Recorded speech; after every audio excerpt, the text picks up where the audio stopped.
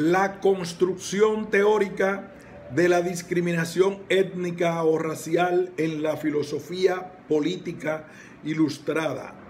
Una visión crítica. Nilda Garay Montañez. Resumen.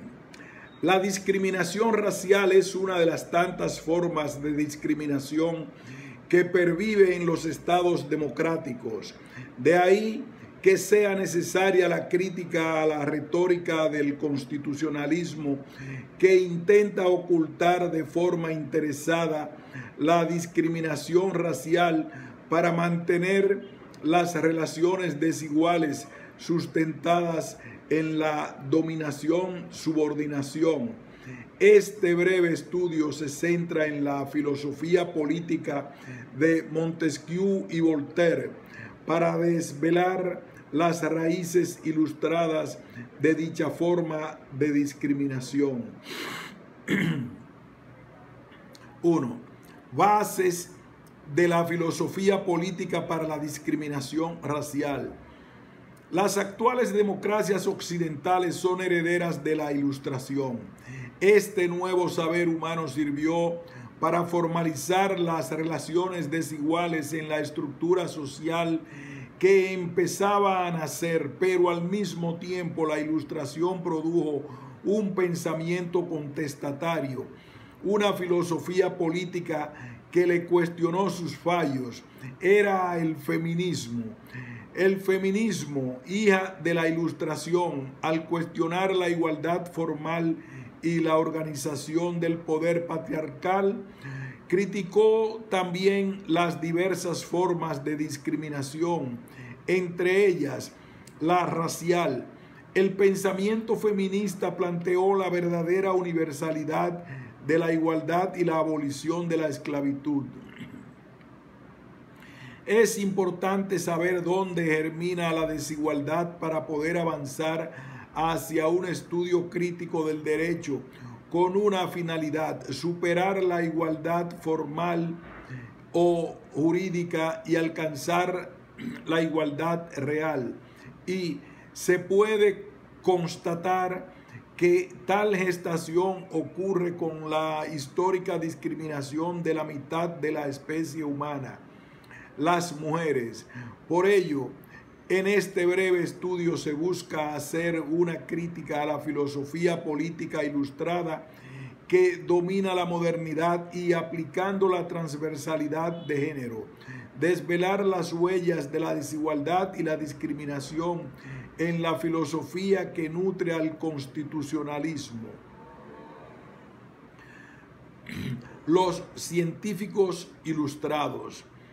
La dimensión biologicista de la Ilustración patriarcal inauguró el moderno discurso antifeminista que intentó mantener a las mujeres en sus roles tradicionales, apelando a la naturaleza biológica que predeterminaría su destino como individuos y como sujetos de derechos.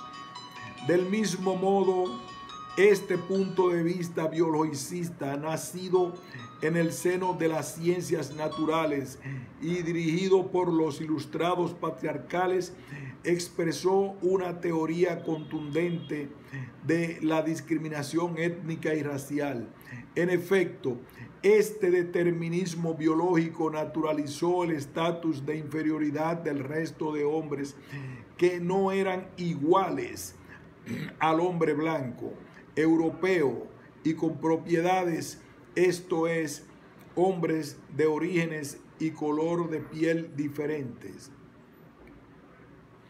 De este conocimiento ilustrado cabe destacar las ideas principales que fueron cimentando la discriminación racial y que dejaron huellas en la filosofía política del siglo XVIII.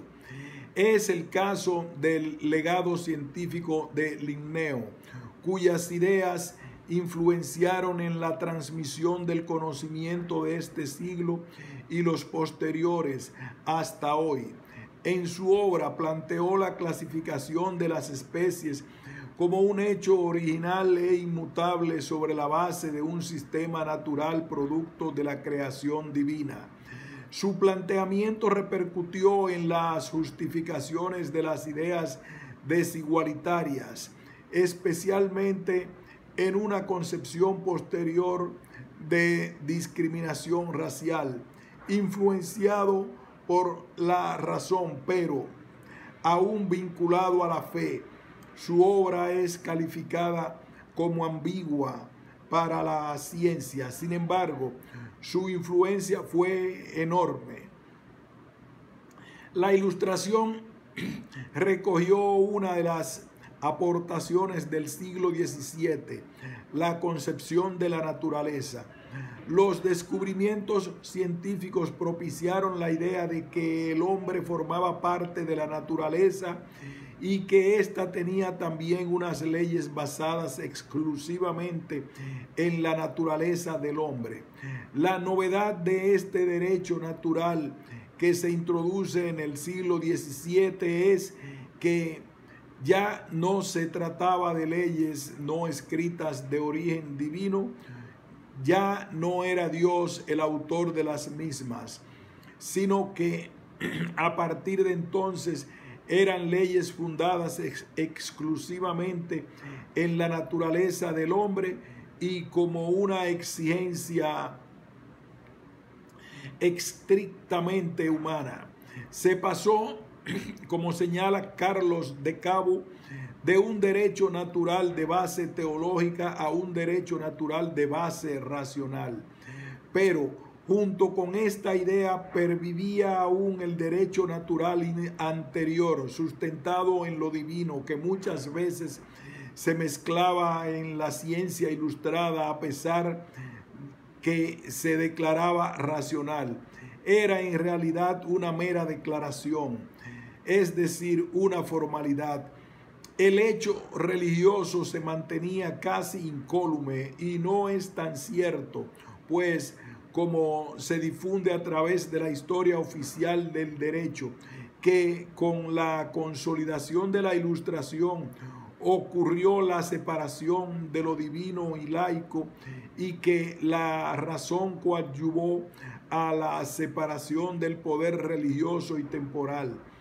A pesar de esas contradicciones del derecho natural sobre el derecho divino y del hombre en el siglo de las luces, las teorías científicas cuasi laicas buscaron dominar en las nuevas formas de transmisión del conocimiento. Las teorías que empezaron a prevalecer fueron aquellas apoyadas en la discriminación por raza y sexo. Las ideas de la raza buscaron sustituir a la influencia de la Biblia y su visión de la unidad esencial de la raza humana. Etnólogos del siglo XVIII como Linneo y Buffon argumentaron que los seres humanos formaban parte del mundo natural y los subdividieron en 3 o 5 razas, generalmente consideradas variedades de una única especie humana. Y a finales del siglo XVIII y principios del siglo XIX, un número creciente de intelectuales, especialmente los que apoyaban la esclavitud y la colonización, mantuvieron que las razas constituían especies diferentes. El ámbito de la ciencia biologicista. En el ámbito de la ciencia biologicista, Linneo fue quien dio el primer paso para la posterior clasificación racial en la especie humana. Bernis señala que la clasificación de los seres humanos hecha por los naturalistas de aquel entonces, entre ellos Linneo y Buffon, contenía las semillas de una concepción racista. Homo americanus, rojizo, bilioso, recto, pelo negro, liso y grueso, ventanas de la nariz dilatada, cara pecosa, mentón casi imberbe, obstinado, alegre, vaga en libertad, se pinta con líneas curvas rojas, se rige por costumbres, Homo europeus blanco, sanguíneo, ardiente, pelo rubio abundante, ligero, fino, ingenioso, lleva ropas ceñidas, se rige por leyes. Homo asiaticus, cetrino, melancólico, grave, pelo oscuro, ojos rojizos, severo, fastuoso, avaro, se viste con ropas anchas, se rige por la opinión. Homo afer, negro, indolente, de costumbres disolutas, pelo negro, crespo, piel aceitosa, nariz simiesca, labios gruesos, vagabundo, perezoso, negligente, se rige por lo arbitrario. La autora considera que si bien las raíces del racismo actual en Europa hay que buscarlas no solo en la tradición colonial, sino más allá, concluye que desde el Linneo hasta el fin de la Segunda Guerra Mundial se desarrolló una amplísima literatura antropológica sobre razas que proporcionó a la base político-ideológica utilizada por el régimen nazi para exaltar su estado totalitario, invocando una supuesta superioridad de la raza aria y para exterminar judíos, árabes, gitanos, personas con deficiencias y minorías políticas. Es conveniente recordar que este científico realizó estudios botánicos en Laponia, una de las zonas pobladas por la etnia Saami, considerada diferente al hombre cristiano de la Europa de la Ilustración.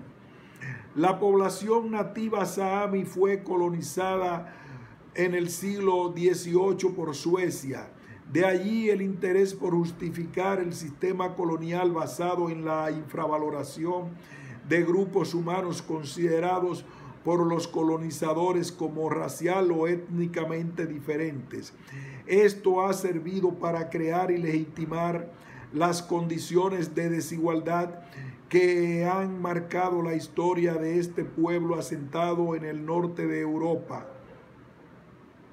No ha tenido mucha difusión la histórica discriminación de esta población. Actualmente el grupo Saami está reivindicando el reconocimiento constitucional de una serie de derechos colectivos.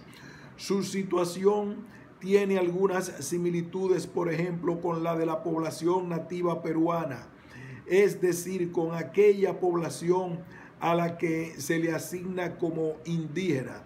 No cabe duda que la discriminación racial es el eje de la exclusión de estas poblaciones del concepto de sujeto de derechos.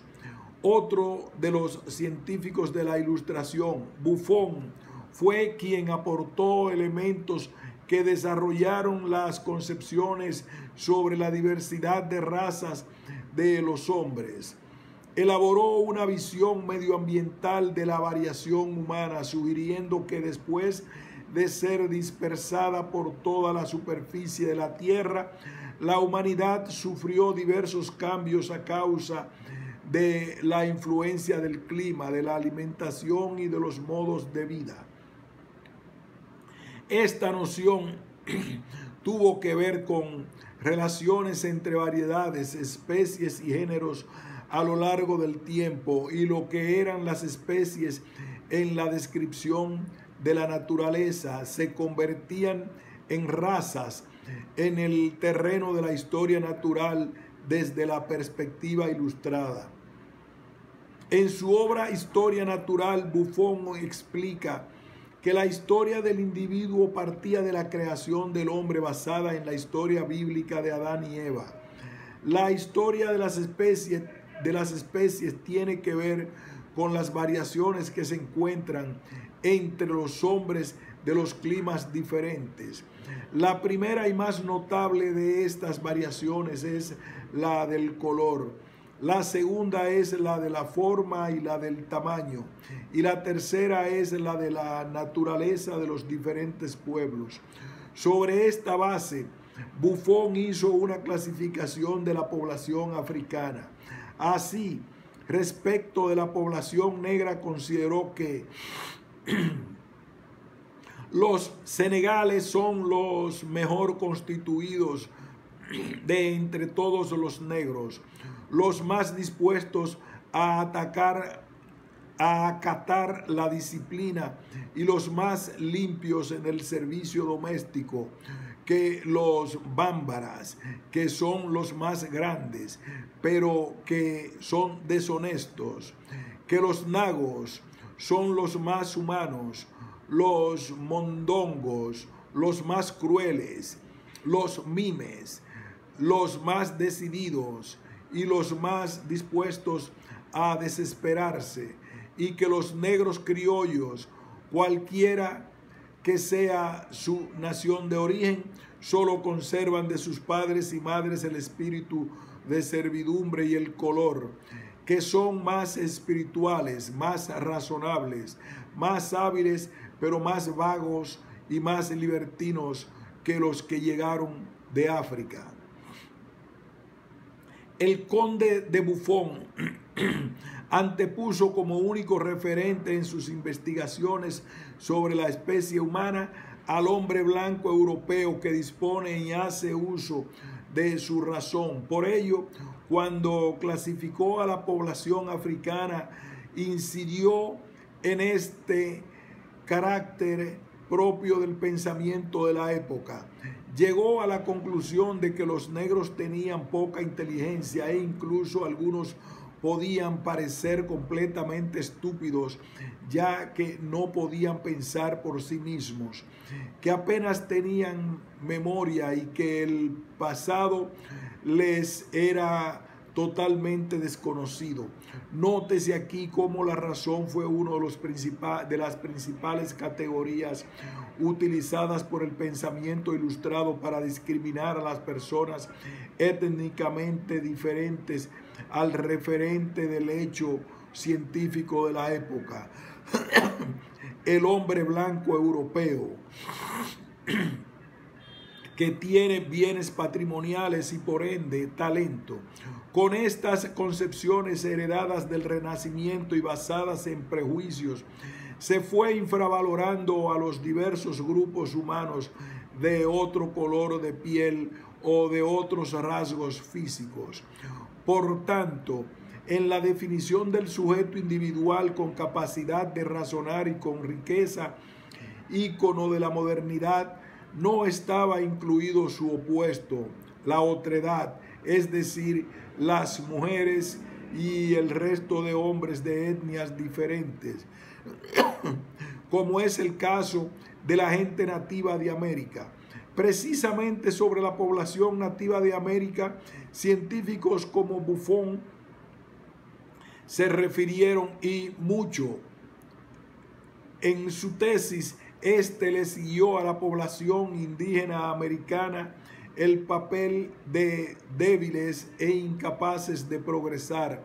Hervey explica que los científicos ilustrados sostenían que pocos y débiles, los indígenas del Nuevo Mundo no han podido dominar la naturaleza hostil, no han sabido vencer y sojuzgar las fuerzas vírgenes y enderezarlas a su propia utilidad. Han permanecido como sujetos al control de la naturaleza. Han seguido siendo un elemento pasivo de ella y que, en suma, han sido unos animales de tantos. Buffon extendió al salvaje americano el juicio negativo que le dio a los cuadrúpedos de aquella zona tras su comparación con los animales de la región europea. Recalcó en sus estudios que la naturaleza americana es débil porque el hombre no la ha dominado y que el nativo de América es frígido en el amor y es más semejante a los animales de sangre fría, más cercano a la naturaleza del continente, acuática y en putrefacción. Sobre esta base hizo girar la explicación erótico-hidráulica de la singular naturaleza americana. Buffon despreciaba a los animales pequeños y desde la perspectiva etnocéntrica y eurocéntrica consideraba que los animales europeos eran más grandes y por tanto superiores. Por eso comparó y despreció la naturaleza del hombre americano en función de los animales de América, que según él eran más pequeños que los de Europa. De esta forma, las ciencias naturales cimentaron las justificaciones de la discriminación racial y la supuesta superioridad del hombre blanco europeo.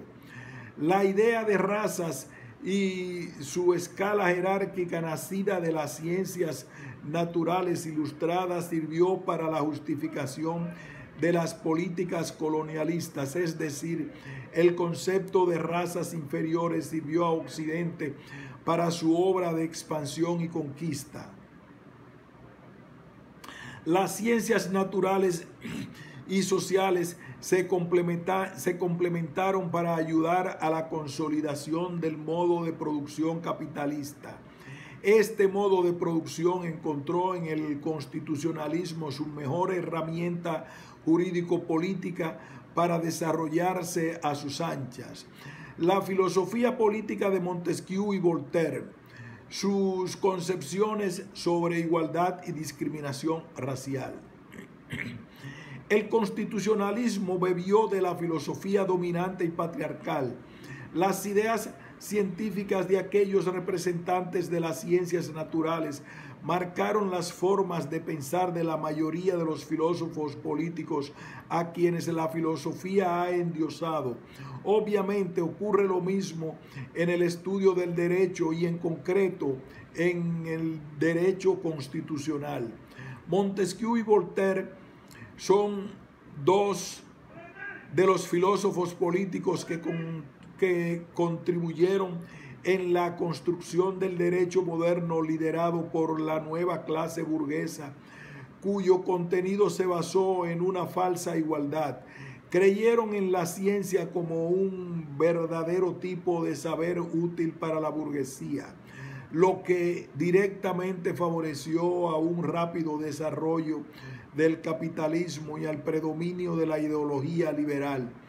El entramado de los valores y las concreciones organizativas del liberalismo posee un punto de unión en lo que fue el principal instrumento de la burguesía en sus esfuerzos por participar en el Estado y conformarlo. La aplicación al ámbito de lo público, al ámbito de lo estatal, de los elementos esenciales del contrato mercantil concentrados en las ideas de libertad, propiedad, igualdad jurídica y universalidad como requisitos indispensables para que el propio contrato y la libre circulación de bienes fueran posibles. Para todo ello había que maquillar a la realidad con una idea de igualdad para apaciguar al tercer estado y hacerle creer que los privilegios habían desaparecido. Esa igualdad formal ilustrada se plasmó primero en las declaraciones de derechos y luego en las constituciones.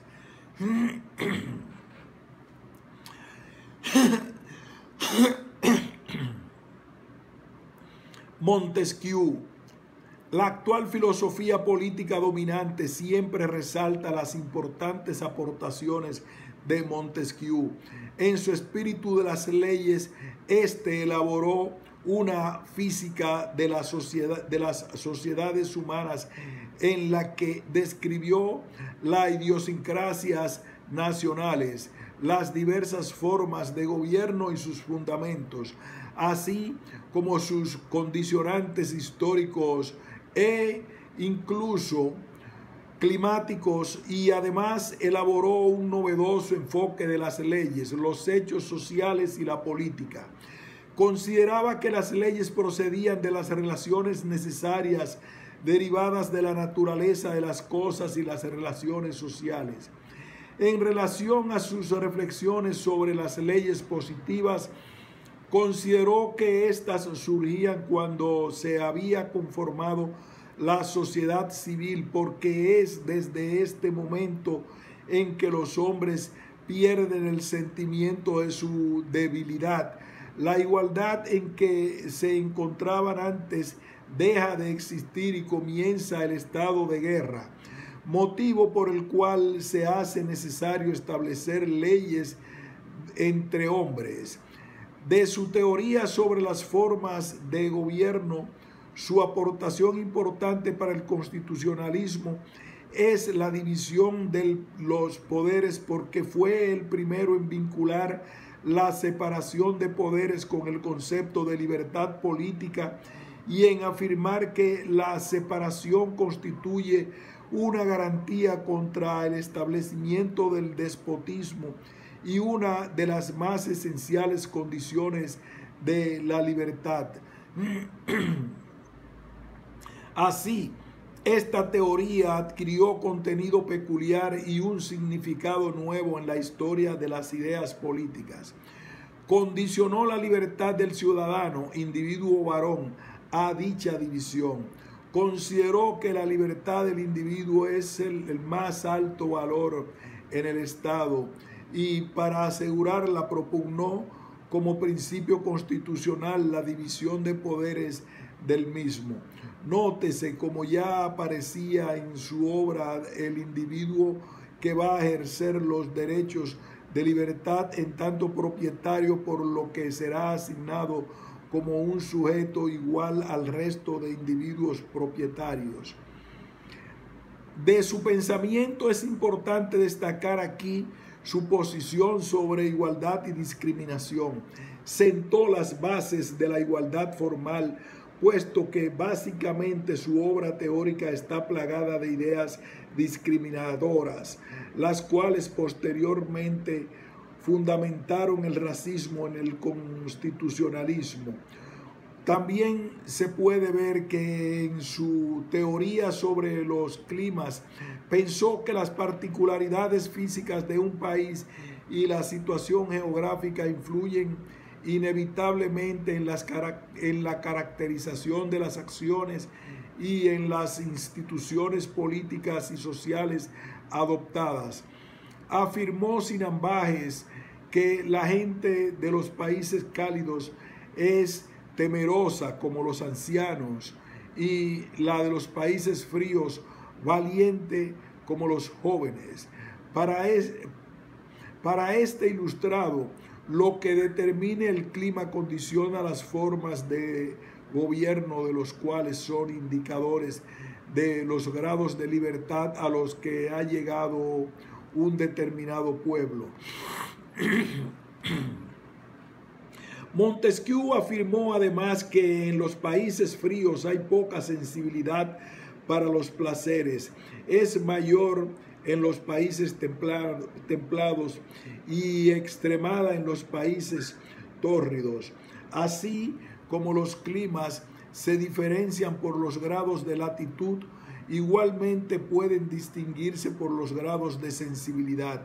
He visto, dice el barón de Montesquieu, óperas en Inglaterra y en Italia. En ambos países he oído las mismas piezas, ejecutadas por los mismos actores, y he observado que la música, siendo la misma, produce en los dos países efectos desiguales. Deja a los ingleses tan tranquilos y excita a los italianos hasta un punto que parece inconcebible. Señalaba también que en los pueblos de los climas del norte hay pocos vicios, bastantes virtudes, mucha sinceridad y franqueza, mientras que en los países del sur existe la moralidad, por lo que las pasiones más vivas multiplican la delincuencia. Como se puede constatar, estas afirmaciones están vinculadas estrechamente con la moral cristiana que determina las formas de comportamientos de los fieles. Asoció los prejuicios al ámbito jurídico con su concepción sobre los delitos.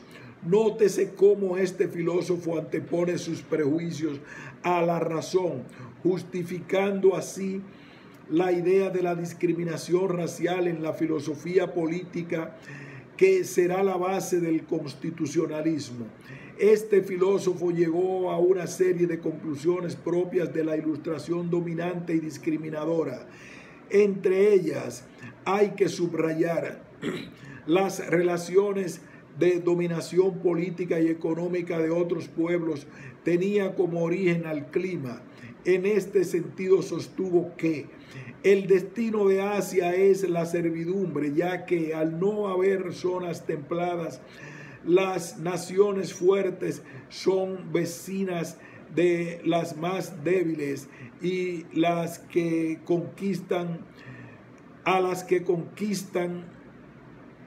y reducen con facilidad.